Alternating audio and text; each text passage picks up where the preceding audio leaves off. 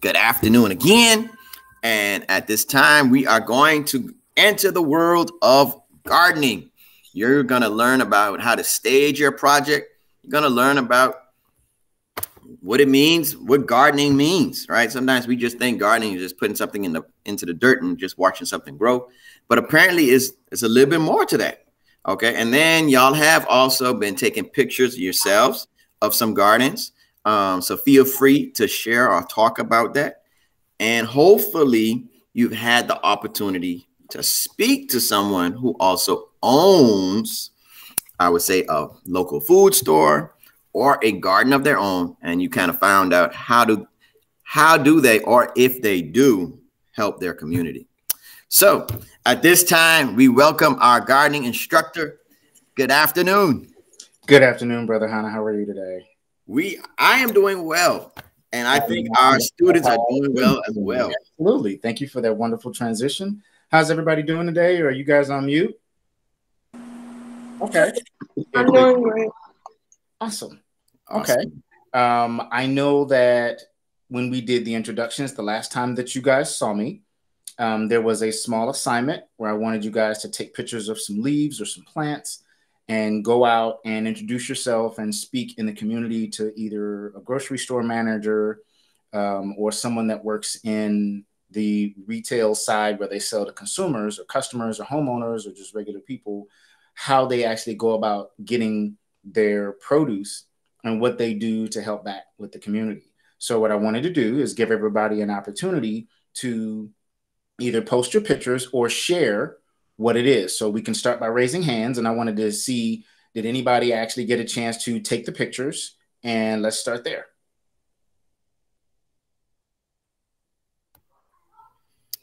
Okay. So if you were able to take some photos, you can either just raise your hand, and then if you could post it, you could try to post it, or if you just want to talk about it, you could talk about it. Nicole, did you want to start?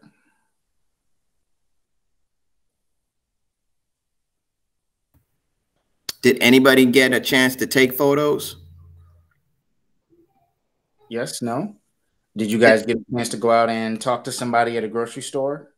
I didn't take photos, but I drew the plant and its leaf structure.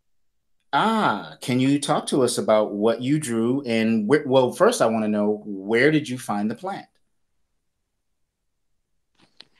Well, I chose a tomato plant, and I don't really know because tomatoes are some of my favorite fruits.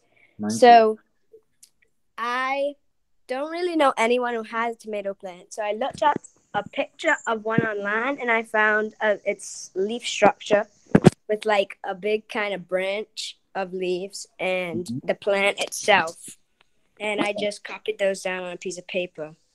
Good. When you saw the plant, and I'm going to ask you some questions, did it have fruit on it or just flowers or just green leaves? The picture had fruit on it, and yeah, it had fruit and leaves and stuff. Okay, cool. Tomatoes are also one of my favorite plants. And actually, one of the things that I'm going to do today is I know that when I gave the introductory video, which should be in Google Classroom, I actually showed you guys my background, which was my actual garden. And from that time until now, because I live above what's called the Mason-Dixon line in the US, and so we have 4 seasons. So right now we're in the fall season. And in the fall season, some plants don't make it over the winter. Those are called annual plants. A perennial plant, which I have some and I'll show you outside, a perennial plant will grow back every year. It just may slow down growing and pause, but when it warms up again in the spring, it'll start growing again and I won't have to replant it. And the reason I wanted to show you that is to show you the whole cycle of gardening. Everybody always wants to show you the green stuff, the cool stuff, and the fruit, but they don't want to show you the other part. And I deliberately left my garden and I did not break it down yet for the winter. That's called weatherizing, is, you know, you go in and you clean up the garden and you take down stuff or you mulch it back into the soil and you get ready for the next season like a farmer would. And I didn't do that because I actually wanted to show you guys the difference. So I'm probably going to take you out there and show you. And then in the group, I'll post a picture of what it looked like when it was huge and green and pretty. And then you'll see it now. So I'm going to put on my jacket and my scarf, and I'm going to take you guys outside with me. You guys want to do that? Man, that sounds amazing. We're going on a field trip. Yeah. Okay. So because it is 39 degrees outside, I do kind of have to put on a jacket because it's like really, really cold. Okay. Can we record this, please? Please record it.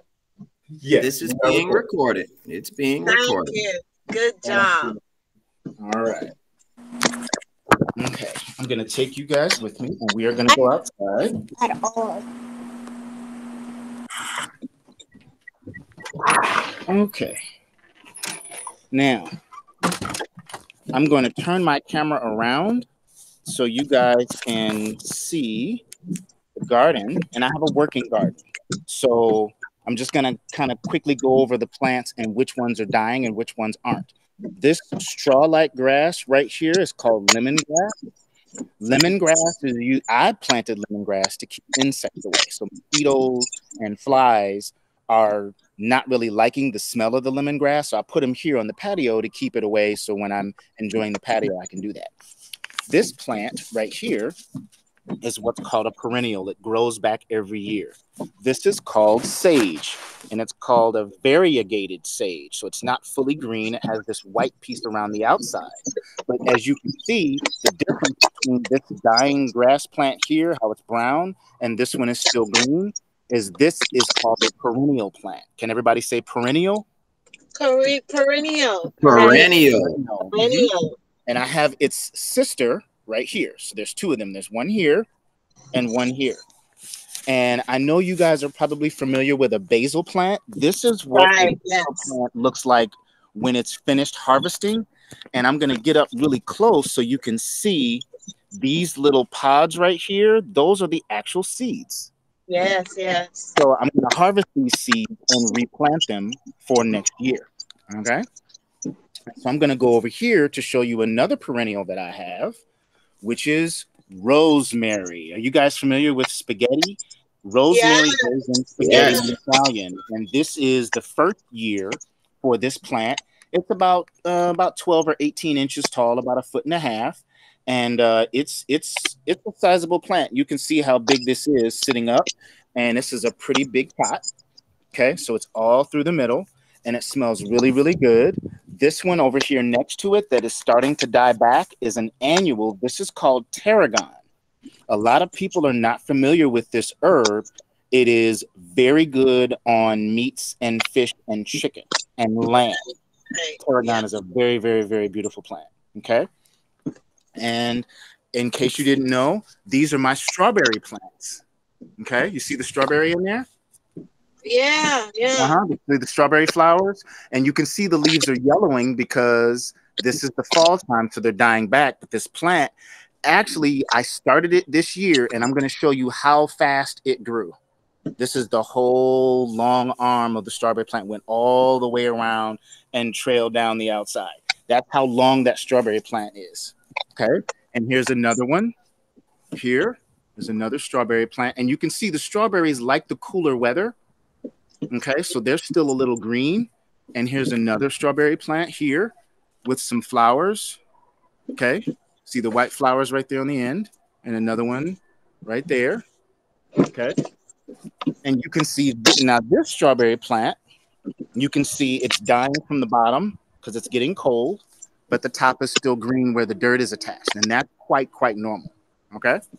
So now we're going to go over to this garden bed, and I took the video in front of this garden bed, but that garden bed had plants growing all the way up about 8 feet tall.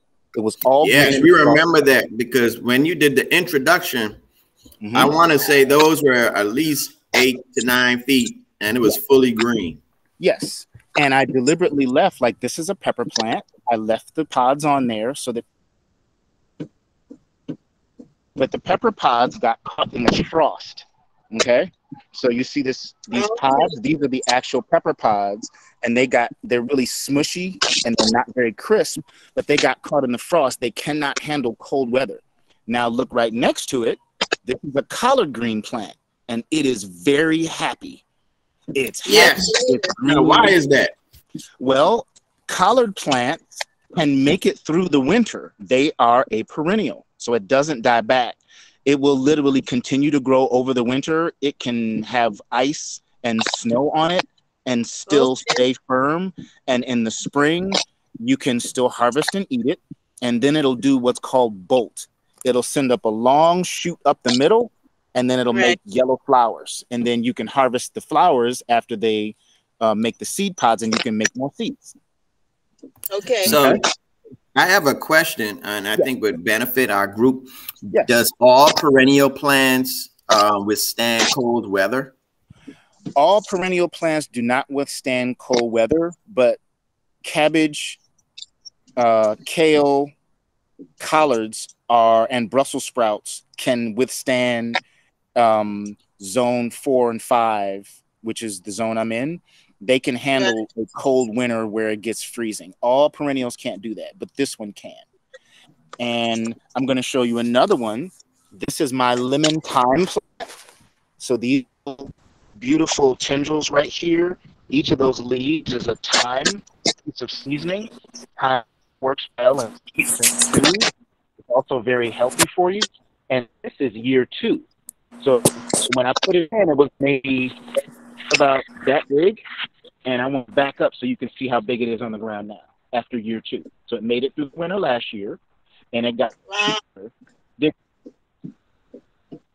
Okay. And this the tomato plant. Here as an example, you can see the tomato.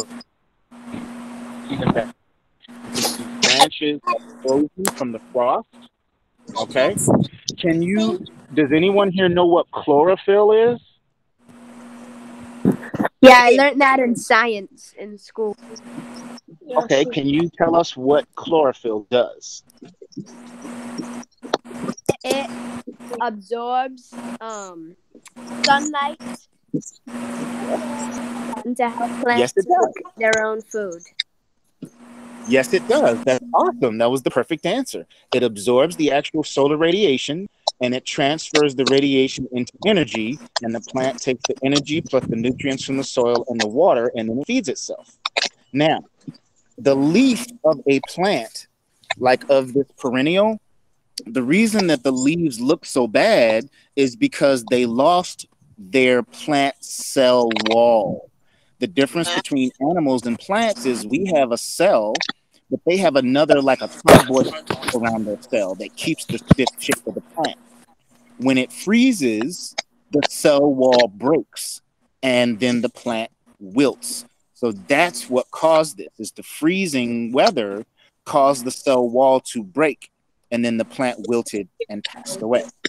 Okay, so you can see here, there's another tomato. It's a green tomato. It's still edible, but it's sitting on the vine here. And then there's a smaller one that didn't do too well.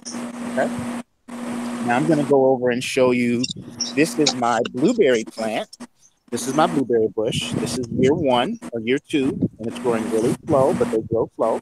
And the leaves turn red because blueberry has what's called xanthophyll. Xanthophyll is similar to chlorophyll, but it's reddish purple.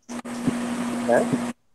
And I'm going to take you over and show you my oregano plant, because that is also a perennial. This is an oregano plant. I left these little buds on here. These are the seed pods, these little pieces right here. And each of those little segments inside of that, right here, each of those is a seed segment. You can peel it off, and you can see the pieces start to come out from the inside. Okay? See those right here. Okay? So, there's another plant. Here's the other oregano plant right here. And this one is looking good. Okay. And what I would typically do at the end of the season, and I'm going to do it now so you can see, is I would come out to the garden and I would grab this plant at the base and I would pull the tomato out like this, because it's not going to grow anymore. I'd shake it out. I'd lay it down. Okay. And then I would cut it up into pieces and then till it back into the soil instead of throwing it away. And what that does is it puts the nutrients that are left over in the plant back into the soil. Okay. And then over the winter, it would decompose and it would be kind of like a fertilizer back in the soil. That's why I haven't taken anything down. So would that be similar to, I guess, like a compost where you're putting that back into there, or a natural fertilizer? Yes, it is very similar to composting. The only difference is composting removes it from the garden and then tills it separately and then you put it back in. I'm actually tilling it back into the soil right here so that it can actually degrade right in the spot. Right there, right where it is. Okay? And as you can see, like this plant here, this is eye level. So this plant was about 5.5, 6 feet tall. That's about 7 or 8 feet up there, and the pieces fell over. So this one was all the way to the top. This tomato plant here. What kind of plant was that? This plant was a Golden Jubilee tomato plant. This one that I pulled out was a beef steak tomato plant. The one that I showed you over here, this one is a black crim tomato plant. These are black crim.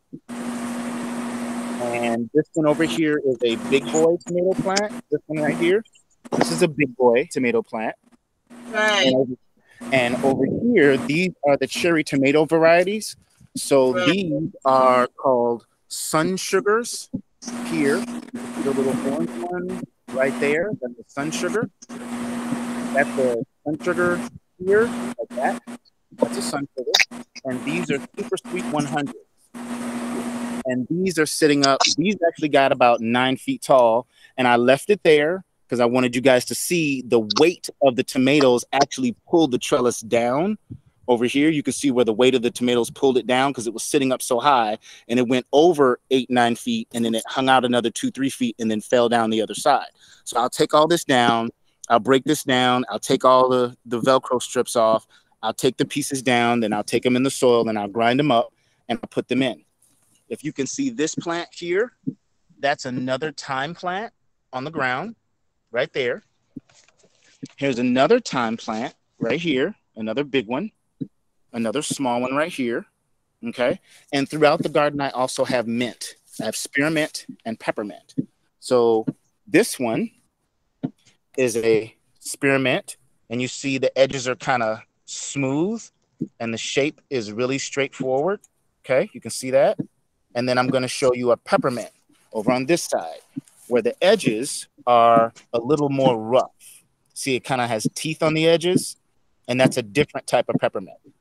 So we have a question, another question I'd like to pose for the group. Is there a reason why you have various, because you stated at first for the lemongrass, how it keeps the insects and a few pesticides away. Is there a reason why you also would have different herb plants planted in the garden? Yes, I do.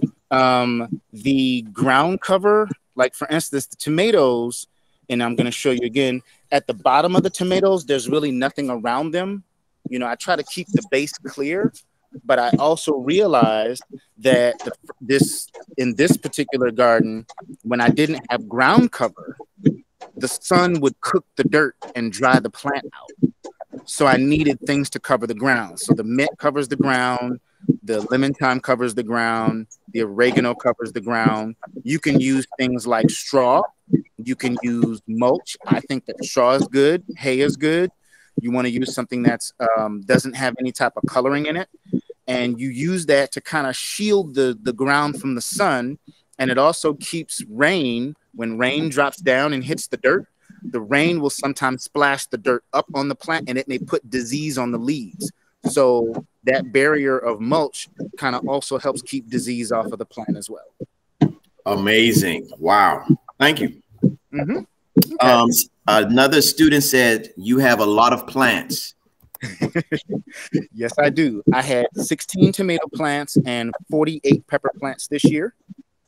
2 oregano plants, 6 thyme plants, 4 collard plants. I had 24 Swiss chard plants, 1, 2, 3, 4, 5, 6, 7, 8, 10 strawberry plants, 8 basil plants, 2 sage, 4 rosemary, some geraniums, and I think that's almost it.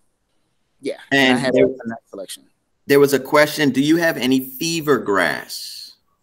No, I do not have fever grass. No, I have foxglove, but not fever grass. I just had lemongrass. Fever grass is hard to find in this area.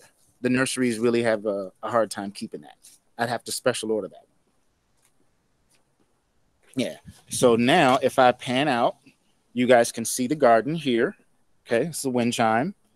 And you can see the gardens. Okay. You can see the mint is happy, but the pepper is not. See the difference? So I would have to take this out, mulch it in the ground, and then regrow another pepper plant from seed in the spring. This is marigold. Okay. This is a marigold flower. Okay. This is not the freaking marigold. This is red marigold. And I planted marigolds, even though I don't eat them. It does have medicinal value, but I planted marigolds because of their color. Okay. The color attracts your pollinators, your bees and your wasps. And the pollinators are the ones that dance in the flower and help the flower make the fruit. So marigolds attracted the pollinators to the garden to make sure that the actual plants would get pollinated to be able to make all of these different fruit pods that come out and make the tomatoes come up on the plant. So awesome. Yeah. There was a question because I know you stated that you had collard greens, correct? Yes. Do you happen to have any lettuce? I had lettuce, yes. I used it all, but I will show you what is left. So this one, and I'm going to post pictures in the group. This one was a lettuce plant, and you can see the center stalk there because we ate all of it. And this lettuce was grown from seed. And I'm going to go back inside, and I'm going to post you guys some pictures so you could see the difference between what you see now and what you would have seen maybe 2-3 months ago. It really wasn't that long ago. In August, the garden was still green. It was still warm. It was still inviting. It was still producing. And then in September, things started to get cold. And when they did that, it really, let's see. Brother Hannah, how do you want me to post these pictures? I tell you what, if you send them to me, I can put them in the WhatsApp chat that we're using along with the Google Classroom. So you could just text it to me for now. Okay. And then and this is being recorded, so now the kids would know as far as how they need to take their photos. So guys, we're about to learn how to stage our prep, or I should say prep for our gardening. So make sure those who are online pay attention, and then also this is being recorded. Okay. So the next thing I want, you had a question? No, is it okay if I leave at 4 because I have plans? Yes, it's totally fine if you have to leave early, guys. It's being recorded, so you could always come back and watch. We love if you can stay, but if you have to leave, we understand. And then if you have any questions before you leave, just throw them in the chat box and I'll make sure to ask it. And that way, it's with this being recorded, you'll get your answer. And also, if you watch the video or if you just have questions, you can go to the Google Classroom and post the comments, and either Troika will let me know or I will come in and give you more information on anything that you've seen today, or if something you missed and you wanted to interact with me. You can do that online in the Google Classroom, okay? Thank you so much. No problem. So what I wanted to show you all is this setup here, which I wanted to just confirm. Did everybody get a chance to receive their dirt and their seeds? If you received your dirt, you could say yes on the mic, or you could type it in the chat box and say yes. That way we'll know. I received that. Okay. Okay, good. Yes, I received it. Okay, good. So I want to show you guys, there is a chive plant outside. If you want me to run back out and show you, I can, so you can see the actual plant. What I did is earlier this year, it gave these beautiful purple flowers. And the beautiful purple flowers, I took the flowers off. And when I took the flowers off and I shook them, you get this weird looking straw stuff and these black dots that look like this. And the straw stuff is the actual flower, but the little black dots you see me shaking around are actually chive seeds. Wow. Okay. So the garden that I have is not only just to eat, but it is also to make seeds and prepare for the next season. Before you move on, we have one question by Michaela. Michaela, you had your hand up? Yes, sir, I did. So my question is that even if with those seeds, can any human be able to eat them or swallow them because how small they are? You can eat them and you can swallow them. It might not stop you from being hungry, and it's not going to hurt you to eat them. It wouldn't hurt you to swallow them. They won't taste very good, but yes, you could. And yeah, that wouldn't be a problem if you ate them. They are very completely edible. They are naturally grown. They are organic. They are not poisonous. One more question. Because I just came into this class, do you have those plants that you could make lotion with? Aloe vera. I have an aloe plant, but I put it at my girlfriend's place, and it's huge. It's like 3 feet tall, and it has a big one in the middle, and it has like 6 or 7 small ones around it. And no way, that's so cool. I'm gonna ask her to send me a picture, and I'll include that. Hang on, let me make sure I ask her to send me pics. Because do I have some what? Sunflowers, they'd be big too. I don't have sunflowers this year, and I thought about doing it, and then I was trying to find a space for them, but you have to have space for the bigger sunflowers. I've grown sunflowers when I lived in Texas one time, and the sunflower got like 10 feet tall, and it was like maybe 8 feet wide at the bottom. It almost looked like a Christmas tree. It was so big at the bottom, and it got smaller to the top, and it had a big one at the top and then a couple ones in the middle. So I didn't like it because I put it near the door of my house.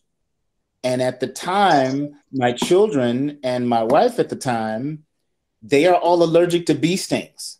And the bees were flying around the sunflower trying to pollinate it, and it was too close to the door. So I had learned a lesson that when I plant sunflowers, I need to move it away from the door because the bees were coming in the house. Oh, okay. Yeah, that was a cool story, though. We have a little garden in the back that we own. So there's weeds in them, so we need to find a way how to remove the weeds, put some rocks, and then just start planting and taking care of it. But the thing is, there's a lot of rats out at night, and I don't want them to eat them because one of my pets got eaten. Awesome. Maybe we'll pose a question to our instructor to find out those tips on how to alleviate weeds for you guys. And then we have one more question from Nicole, and then we'll continue with the presentation. Nicole, you had a question? Well, what if you took on one of the black seeds? Say that again. I asked what if you choked on one of the black seeds? What if you choked on them? I hope you have somebody nearby that knows the Heimlich maneuver so that they can help get that out of your throat. I would not recommend eating them. They're not like sunflower seeds. Chive seeds are pretty much for growing more chive plants. Yeah. Now,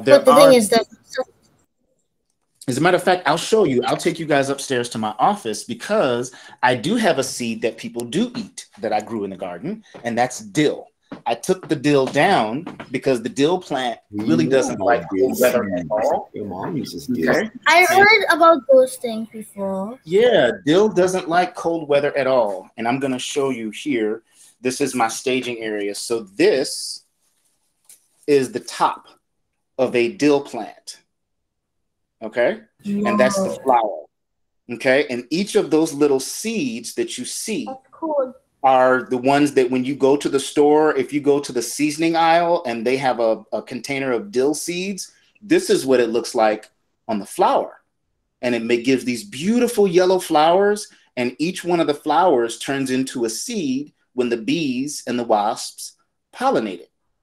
And this is the dill. So like at the end of the season, like right now, when I finish going outside and breaking everything down, then I bring everything inside and then I take my seeds, like my chive seeds, I cut them off.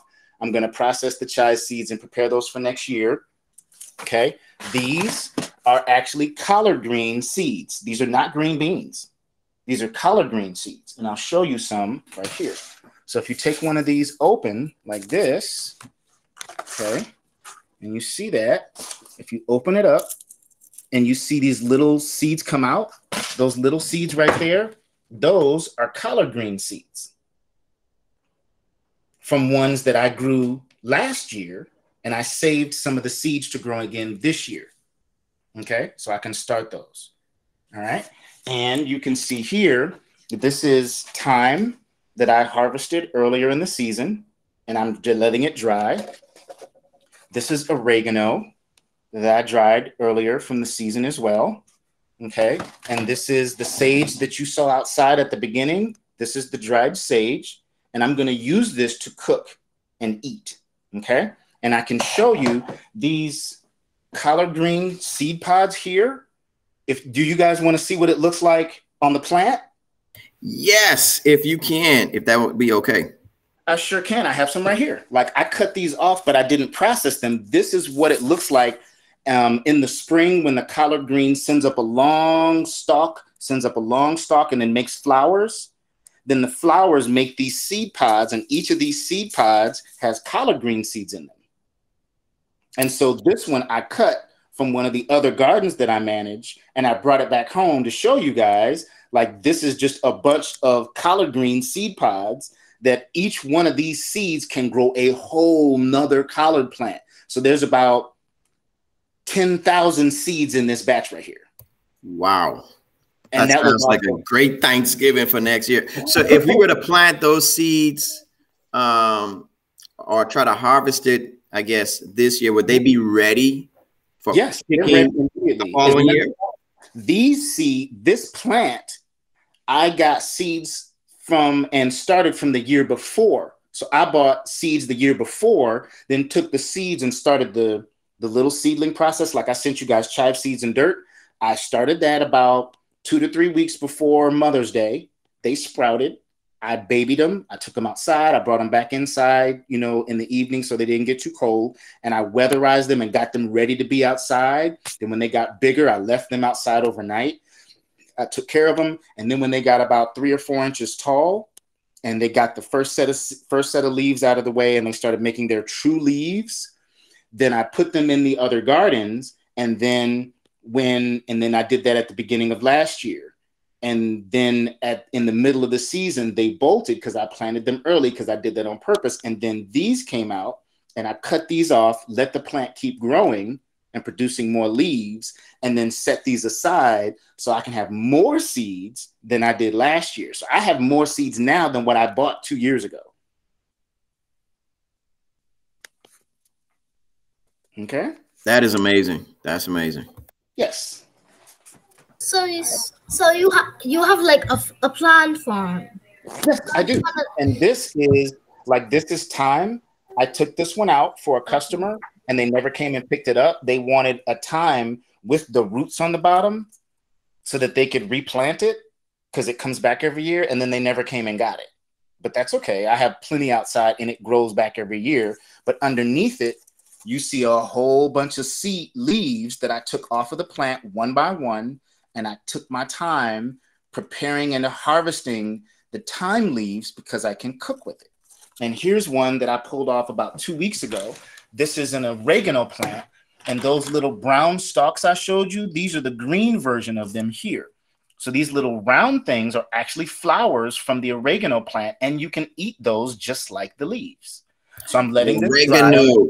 Now, isn't that the same herb that they would put on pizza? Yes, oregano, and I have oregano and rosemary. Yes, I do. Oregano, rosemary, and basil are in my garden, so I can use that to eat with. And you can see here, like I'll pull a stalk out so you can see like this, and you can see this is the rosemary stalk right here. And you can see those little round parts are the flowers, and the leaves are in between that. But you can eat the green flowers as well as the leaves. Just it's no different. And I just let it sit on the shelf, and I'll let it dry out, and then I'll crumble it up, and I'll take an empty seasoning container, and I'll wash it out and let it dry, and I'll put fresh oregano in my cabinet and use it to eat.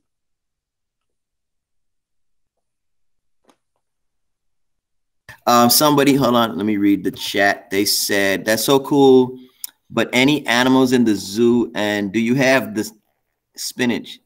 I'm not sure, Michael, I'm not sure what you was meaning by the animals in the zoo, but she wanted to know, do you have spinach? And sorry for the and sorry, that was a typo. But do you have any animals in the zoo, and do you have spinach?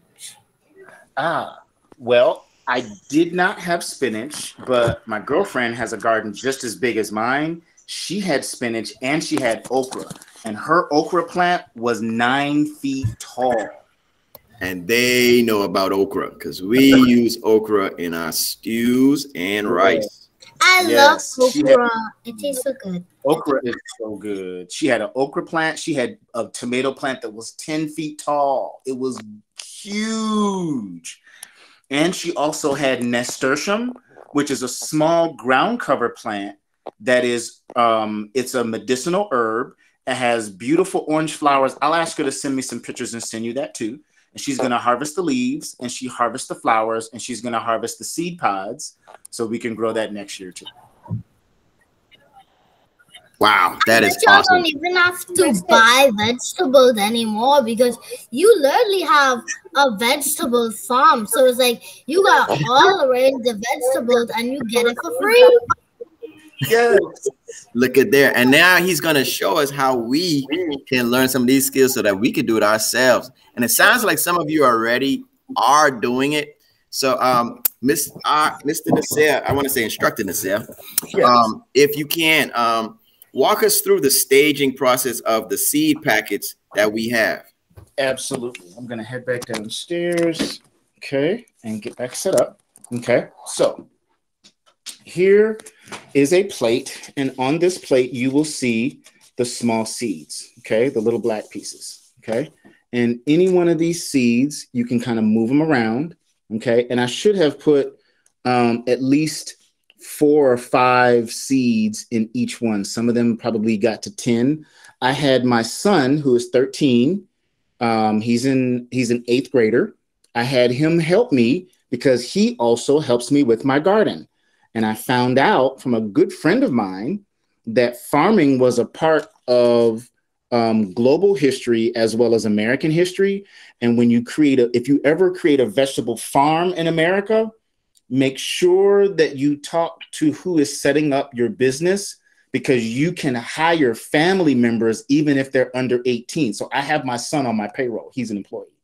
And so I paid him to help me prepare the seed packets for you guys. I pay him to go outside and harvest the vegetables for customers when they place orders. And then I give him money for that. That is awesome. Teaching business, and then also you're basically, I would say, instilling knowledge back into the family. Yes, that is correct. So I'm going to move some of these to the side here. Okay. And you'll see that I have a couple cups of dirt and a little bit of water. Now, if you want to do this in a cup, you can do this in a cup. You can also do this in a small pot if you have one as well. If you have a small pot, make sure that it probably has some type of drainage.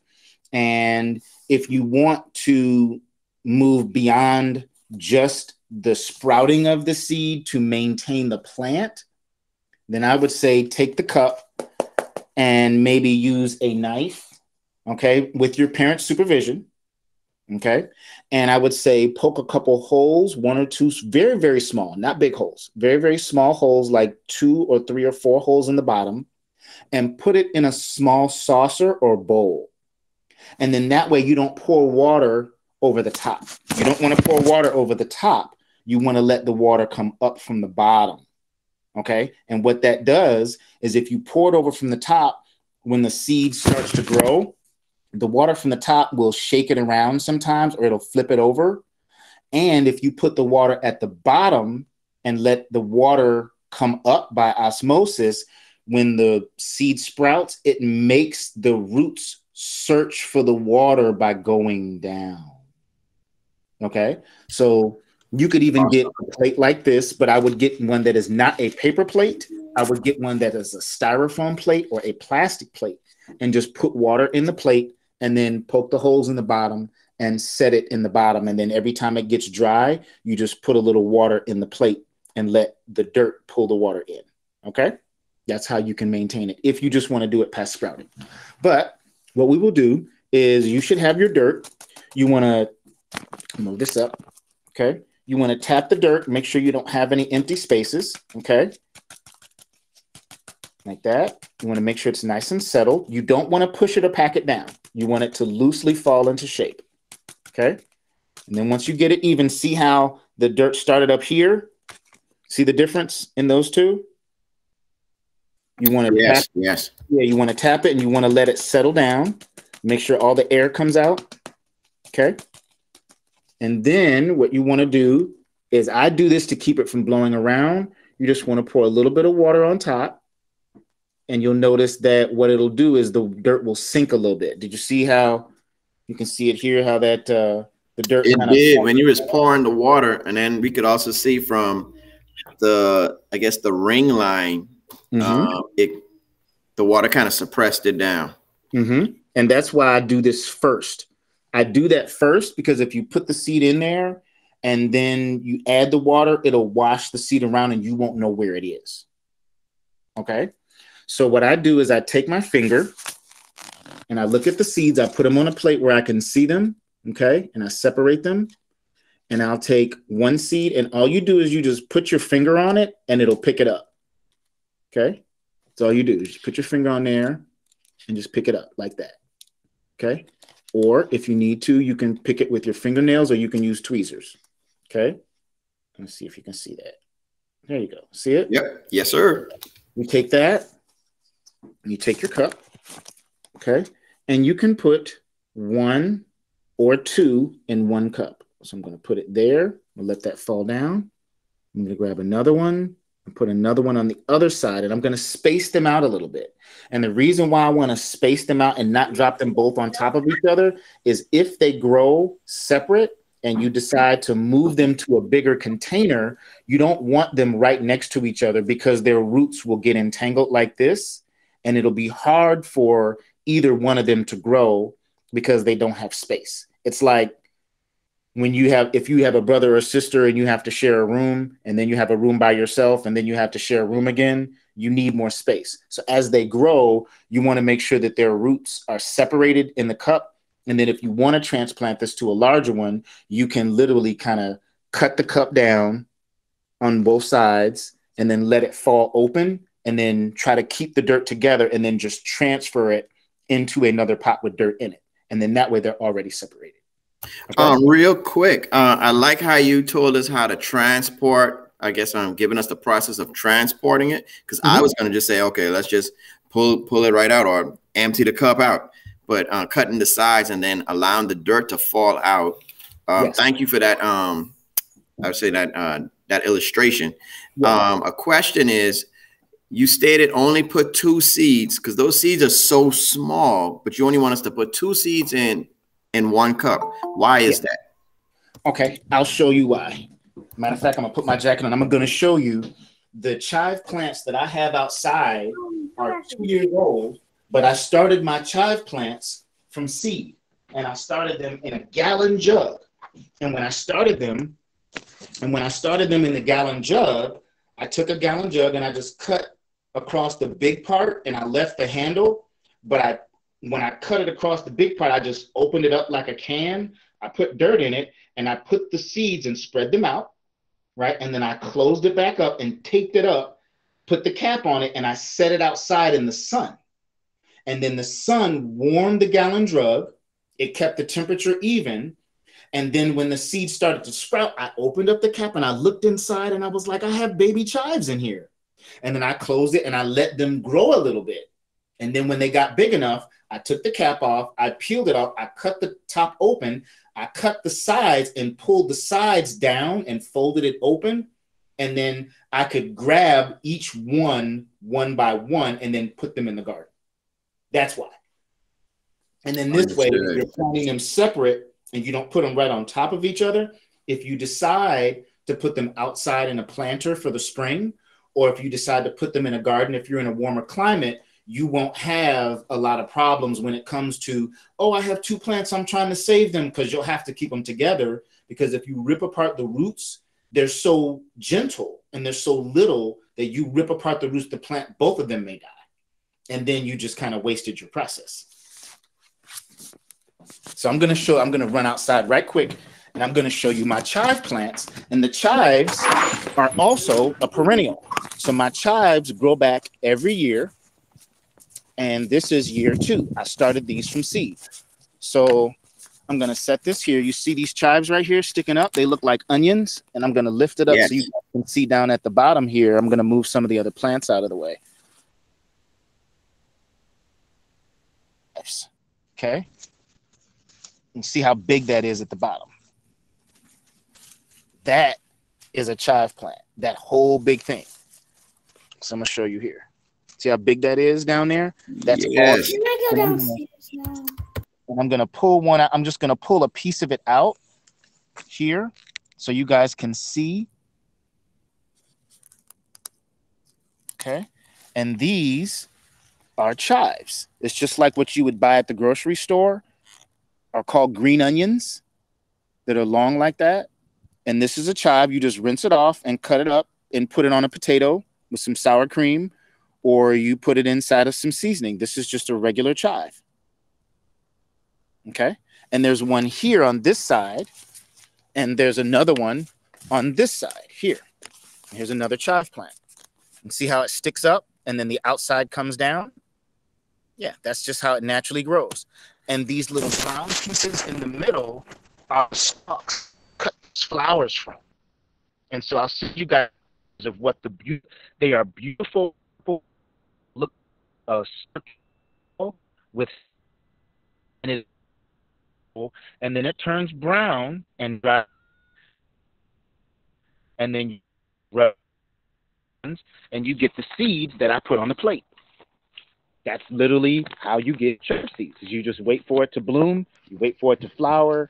Your pollinators come. Like I invited them with the marigolds and the other yellow and orange flowers that I have. And then when the flowers get pollinated, they make these beautiful, beautiful colors. And then you harvest them. And then when you harvest them, you can get this. So this right here is just a bunch of stuff from those seeds that I just ground up with my hand. I didn't have to use any special machinery. And then I poured some out. And these are chive seeds. So this is about 50 chive seeds, what you see right there. Easy, about 50 chive seeds. Instructor Nasir, that is the kids online are saying this is so much fun. They are truly enjoying it, and they can't wait for us to meet again. Some of them are without power at their homes. Mm-hmm. So we may have to do a kind of rush into the staging process. Sure, we can do another one, or I can just do a recording and fall back on it. That's cool too. I'm glad they're enjoying it. I think we left off with the you were talking about placing the seeds into the cup. So what would be the last process, or I guess the last step after that process? You place them into the cup, you want to make sure that you put it near a place that has an even temperature. So don't place it near a window if it's cold, but place it near a place that can get sunlight, okay? Because it needs sunlight and it needs warmth in order to germinate.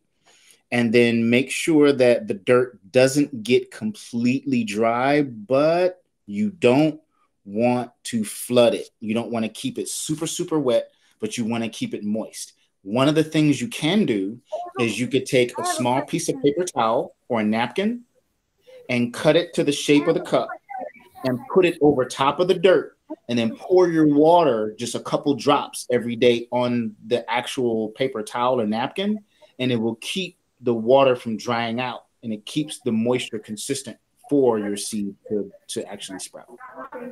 Awesome. Some of our students, they were stating, I don't know if you could see the chat box, but they were wondering, should they be doing it right now? I told them to get started after this session, but yes, students, you can start now that we have some sound advice about how to do this. And again, like he stated, use the Google Classroom. Leave your questions in the chat room, because he has been calling me asking, have the students either been sending photos? Have they left any questions? So he's looking up onto you guys, okay? And we only have one more session with him. So please use this opportunity to ask as many questions, share as much information that you may have, whether it's a drawing, a picture. We want to know, okay? We are so excited that you guys are having fun. We're going to just go ahead. In between this class and the next one, this is the best time to communicate with me, is to say, hey, I planted it, and, you know, check back in every couple of days. Send us a picture. These chive seeds should sprout in about 3 to 10 days. So if you keep it moist and you keep it watered, it should take about a week or two to sprout. And I definitely want to see the pictures to see if it sprouts. I want to see those pictures. I want to see those little young plants that you guys are working on. All right, awesome. So guys, do you have any questions or any last comments that you'd like to share? I know, Nicole, you had your hand raised earlier. Yeah. We have to do this now or later on? Say one more time. We have to do this now or later on? Oh, no, you can do this later. So if you have something to do today, please enjoy, because y'all have 82-degree weather. So enjoy the sun. Go outside, have some fun. But try as soon as possible, whenever you get some free time, to either look back at this video and do the staging process so that you can start that growing process. Because like he stated, you have 3 to 10 days so to hopefully start seeing it sprout. And we want to be taking pictures of yours. So as y'all set it up, take a picture. When you get all yours, like how y'all saw his table, when you have everything set up, take a picture of that. And then once you actually put the seeds in, take a picture. And maybe you could get your mom, your dad, or your brother, or your cousin, somebody to take pictures of you doing it. Okay, because we would love to see you actually doing the process and just talk about it. Okay, go ahead. Please get a piece of tape and put the date that you started your seeds on the cup so you can keep track of your days. That's important. Awesome point. Awesome point. And then we had a question from Wes. Wes, you had a question? Yeah. So I don't know if I have any seeds to start the process. Okay, so what we will do is I will reach out to Mrs. Hannah to see if she was able to get the seeds to you. Everyone should have received the kit, so I'll just double check on that for you. Does the pack have seeds? I thought the pack was just the soil to start doing it with. There should be 2 bags inside of your set.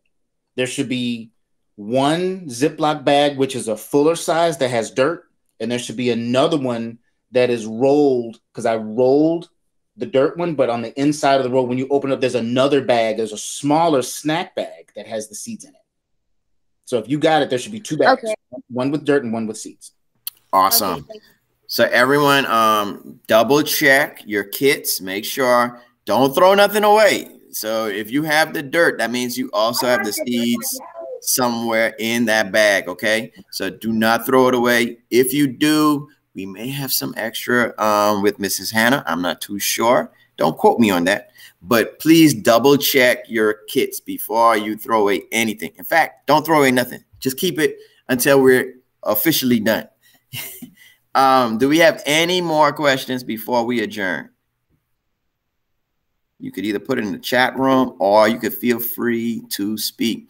Someone said they have to go. We will miss you and we'll look forward to seeing you at our next workshop. Okay, so I think that is it.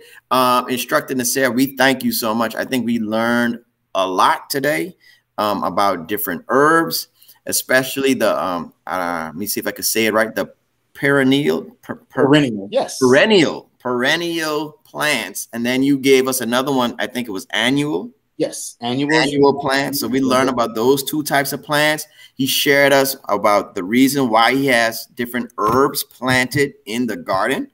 I thought it was just for scent, but now we know it actually protects the soil from sun, right? And then also when it rains, you think, oh man, the rain is good, but sometimes, like he stated, the water can actually wash certain things away and put the poison from the soil onto the plants. You were saying like dirt. Yeah, dirt can bring diseases onto the leaves, so you need some type of ground cover. Yeah. So we learned about that. And then one I thought was pretty interesting was the lemongrass, how the lemongrass keeps those insects away. So no, I had yet to hear him state any type of chemical or something that he might spray to keep these things away. Everything was natural, guys. So that means we can do this in our own backyards because his garden, I'm pretty sure, is the size of some of our backyards. I'm from the Bahamas, so I know the size of most of our backyards. So I know we can do this, guys. And then we have 82-degree weather. Come on. I love this garden club. We have one more question from Wes. Go ahead. Where would we put the cup where we're planting our seeds in? Would we leave it outside next to a window? No, leave it inside. Put it in a room that is going to be warm and has sunlight. Don't put it on the windowsill if the window gets cold. It needs to have a consistent temperature and sunlight, as much sunlight as possible. Okay. Hey, okay. So this is going to be interesting, guys, because now it's forcing you to slightly become, I guess, like a detective or maybe a scientist in a way, because now you have to discover that perfect spot in your house where you're getting sunlight and it has a consistent temperature, but it's not getting, I guess, the coldness on that windowsill. So this is going to be very interesting, guys. So all I would say is have fun with the project and don't take a failure as if it doesn't grow. Don't take it as, oh man, I can't do this. Just jot that down. And with us, I would say taking pictures and also doing a journal about what we're doing. Then you could go back and say, hey, I won't repeat those steps. Let me try something different. So if you use the left side of the window, maybe next time use the right side of the window. If you use the right side of the window, maybe say, okay, let me get a stool and put it by the window. Just try to think of different things. And because you have so many seeds, maybe you could have different cups going at the same time in different areas of your house. So now you can find out which one and which area worked. And remember to tape it and put the date on all of them. Instructor, is there anything else you would like to leave us with before we go? No, I'm great. These guys are doing great. I'm glad they're excited. I'm glad they like to see and hear and learn and share. I was really excited to hear people say that they have some gardens and some people understood. And I had a great answer about chlorophyll, and somebody knew from science class what chlorophyll did. And I'm very, very excited. So I'm looking forward to seeing you guys' pictures. I'm looking forward to hear from you in between now and the next class. Every couple days or so, feel free to post questions. And I saw somebody say my dad has a garden. Definitely, definitely, definitely send us pictures, send us information, communicate, and I will keep up with you guys. Awesome. Okay, guys, I know most of you have to go, so we will say adios, bye-bye, and see you. All right, take care. Bye, have a good day. Bye. Bye.